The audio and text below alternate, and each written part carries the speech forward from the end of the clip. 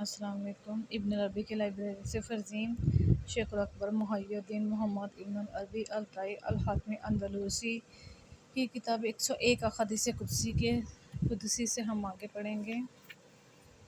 حدیث نمبر 9۔ حضرت ابو ہریرہ سے روایت ہے کہ رسول اللہ صلی اللہ علیہ وسلم نے فرمایا کہ اللہ عز و جل فرماتا ہے کہ اے میرے بندے، تو خرچ کر، میں تجھ پر خرچ کروں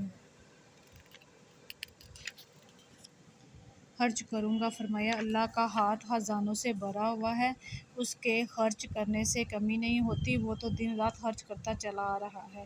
اور فرمایا کیا تم نے غور نہیں کیا کہ زمین و آسمان کی تخلیق سے لے کر آج تک اس نے کتنا خرچ کیا ہے، لیکن اس کے ہاتھ میں جو تھا اس میں کمی نہ ہوئی۔ اس کا عرش پانی پر ہے اور میزان اس کے ہاتھ میں ہے، جس کے پلڑوں کو وہ جھکاتا اور اٹھاتا ہے۔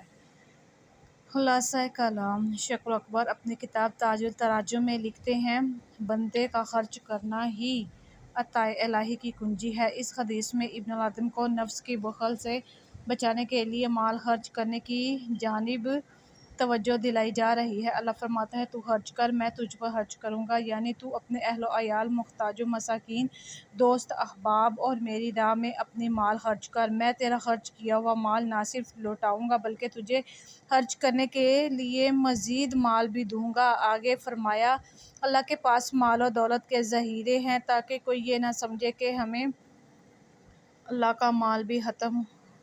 کہیں اللہ کا مال بھی ختم ہو جائے گا۔ وہ اپنی مخلوق پر دن رات مسلسل خرچ کر رہا ہے، لیکن اس کے خزانوں میں کوئی کمی نہیں ہوتی۔ حدیث کے اس جملے سے یہ بات واضح ہے کہ یہ مال بھی اللہ کا ہے۔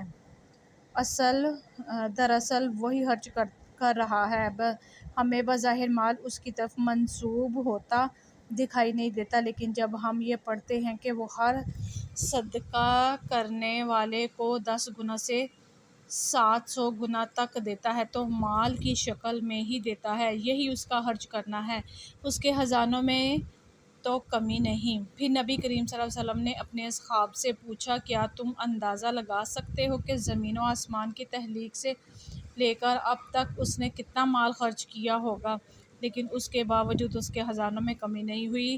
لہٰذا تم بھی مال خرچ کرو، یہ فکر چھوڑ دو کہ دینے والا کمی کرے گا، یعنی بنی آدم کی ابتدا سے لے کر اب تک اس نے کس کس کو کتنا، کوئی اس کا اندازہ لگا سکتا ہے؟ لہٰذا تمہیں بھی خرچ کرنے سے نہیں ڈرنا چاہیے، کیونکہ اس کا وعدہ ہے جو مال بھی تم خرچ کرو گے وہ تمہیں واپس کرے گا۔